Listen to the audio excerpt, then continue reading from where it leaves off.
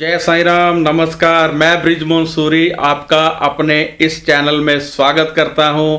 आशा करता हूं कि आप बिल्कुल ठीक होंगे और बहुत खुश होंगे। मुझे बहुत सारे फ़ोन आते हैं जिनमें मैं देखता हूं कि लोग राहु से ज़्यादा परेशान हैं। तो आज मैं आपको एक ऐसा उपाय बताने वाला हूं जिसे मात्र एक उपाय एक टोटका, एक ही उपाय करने से आपका राहु बहुत हद तक नॉर्मल हो जाएगा, आपको लाभ देने लगेगा। ये बात ठीक है कि आपकी जन्म पत्री देखकर पूरा निकाला जा सकता है कि आपके लिए कौन सा उपाय है, क्योंकि प्रत्येक जन्म कुंडली में एक योग होता है आगे बढ़ने का। जैसे आप किसी लीडर को देखिए, उसमें राजनेता बनने का योग होगा। कोई व्यापारी देखिए, उसमें व्यापारी बनने का योग होगा। जैसे अब रिलायंस वाले हैं, तो यदि वो आज अमीर हैं तो उनको महादशा ने अमीर नहीं बनाया, अंतरदशा ने अमीर नहीं बनाया, क्योंकि वो तो बदलती रहती हैं। उनको बनाया उनकी कुंडली के उस योग ने, जो कि उन्हें अमीर बनाने के लिए कह रहा था। तो अब होता क्या है कि बहुत सारी कुंडलियों में ऐसे योग दबे रहते हैं। जब योग दबे होते हैं तो फिर वो कार्य नहीं कर पाते हैं। हम जब कुंडली देखते हैं तो फिर उस योग को ढूंढते हैं, फिर उस योग का उपाय किया जाता है। जब उपाय हो जाता है तो योग बली हो जाता है, उसको ताकत मिल जाती है, मानो जैसे एक्टिवेट हो गया। अब आपके मोबाइल में सिम है, वो सभी जगह कॉल हो सकती है, चाहे आप अमेरिका कीजिए, परंतु पैसे होना जरूरी है। तो ऐसे ही जो आपका योग है उसे बली होना जरूरी है, एक्टिवेट होना जरूरी है। जब तक योग बली नहीं होगा, जब तक योग ताकतवर नहीं होगा, आपको कुछ भी नहीं मिलेगा। तो हाँ, जन्म पत्री में ये देखा जाता है।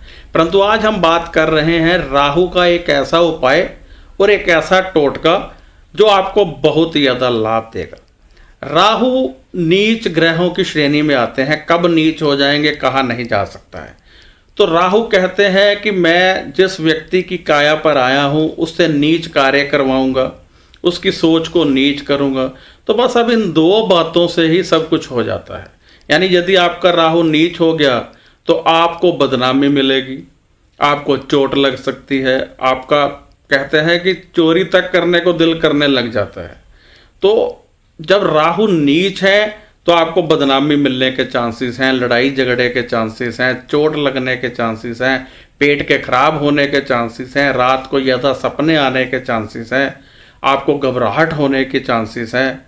तो ये सब राहु में हो जाता है। व्यक्ति जुआ खेलना शुरू कर दे, व्यक्ति चोरी करना शुरू कर दे, सब कुछ माना जा सकता है। तो हम एक ऐसा उपाय कर लेते हैं जिससे कि राहु की ये शर्त पूरी हो जाए कि मैं इस व्यक्ति से नीच कार्य करवाऊंगा और राहु हमारे शांत रहें। वह है मूली दान।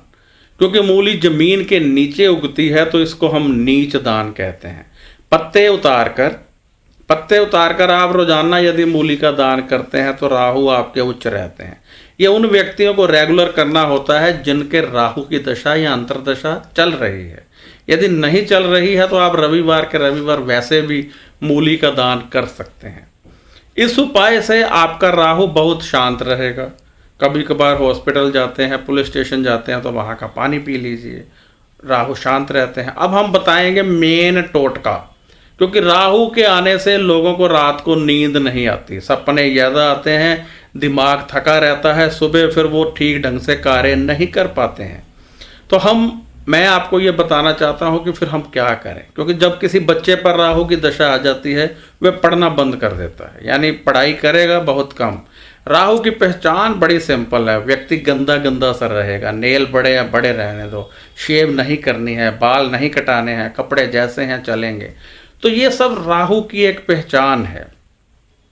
रात को जब सपने ज़्यादा आए, पेट आपका खराब रहे, तो समझिए राहु अति नीच है। जल्द ही आपकी बदनामी होने वाली है, जल्द ही आपको चोट लगने वाली है, जल्द ही आपके पर कर्जा चढ़ने वाला है, व्यापार नीचे जाने वाला है। तो फिर आप ये वाला मूली वाला उपाय तेज कर दीजिए, आपको शांति मिलेगी। मैं बात कर रहा था टोटके की। तो आप अपने पिल्लों में एक इतनी सी, मतलब एक फिंगर जितनी, इतनी 3 इंच की आप एक लाल रंग के कपड़े की गुत्थी टाइप सिलाई कर लें। उसमें हरे रंग की सौंफ, जो खाना खाने के बाद खाई जाती है, भर लें। और वह सौंफ आप अपने पिल्लों में रख लें, उसको उधेड़ लें जहाँ पर रुई होती है वहाँ उधेड़ के अंदर रख के उसको सिलाई कर लें और वो पिल्लो यूज किया करें। इससे आपको नींद अच्छे ढंग से आएगी।